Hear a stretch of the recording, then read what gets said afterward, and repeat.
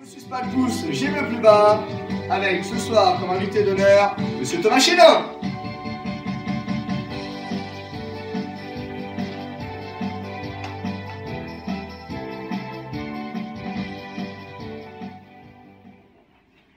Chantez, Monsieur Foucault. Monsieur Chéneau, bonsoir. Quel plaisir. Amis téléspectateurs, bonsoir. Ce soir, dans Me suce pas le pouce, j'ai mis le plus bas, un reportage émouvant. Je confirme. Effectivement, nous recevons un homme qui a voué sa vie tout entière à une amitié hors du commun. Monsieur Thomas Chéneau, bonsoir. Bonsoir à nos téléspectateurs. Bonsoir à tous, bonsoir à tous. Alors, si vous êtes notre invité aujourd'hui, c'est simplement pour nous expliquer donc qu'est-ce qui s'est passé dans notre vie, enfin quel a été ce levier par rapport à cette personne. Donc, déjà, dans un premier temps, expliquez-nous comment se passe cette amitié qui fait vibrer le cœur du monde entier aujourd'hui, enfin comment cela a commencé. Écoutez, ça a commencé en 2005, on s'est rencontrés sur Skyblog, et ce fabuleux outil qui permettait de choper le monde à l'époque.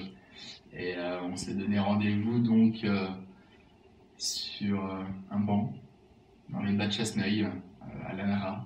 Et c'était le début d'une belle histoire. C'était dans le 86, c'est ça? Dans le 8-6. Dans le 8-6. C'est bien ça. Ok, très bien.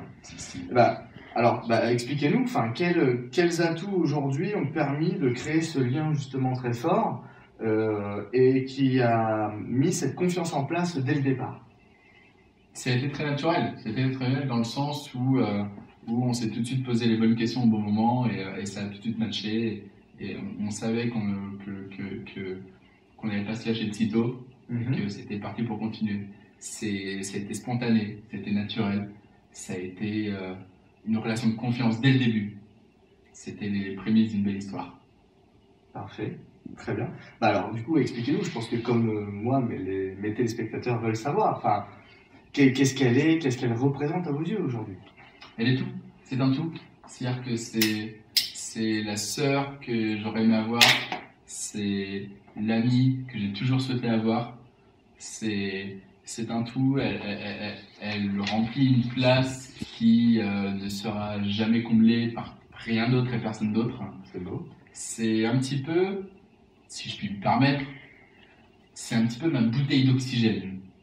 C'est-à-dire qu'elle est toujours sur mon dos. Peut-être un peu trop lourd de temps en temps, mais à la fois indispensable à ma survie. Clairement indispensable. Belle parole.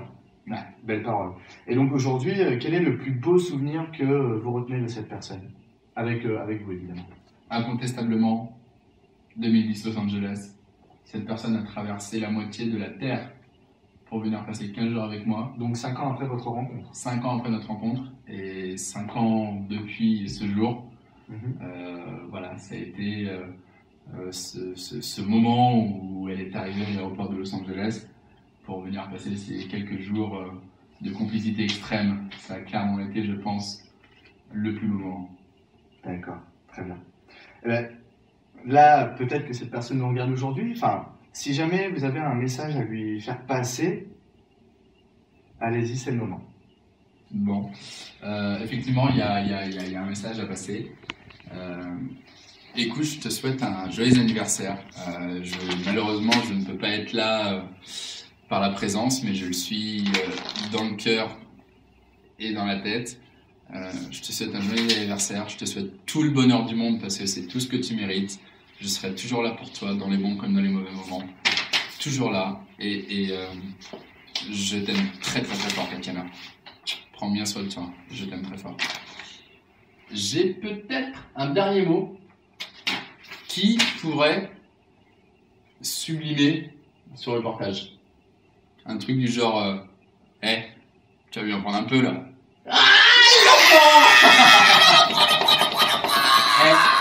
Cul-sec time?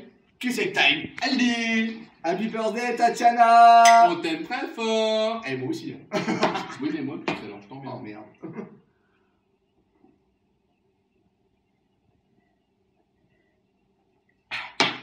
Ah, celle-là, elle est bonne.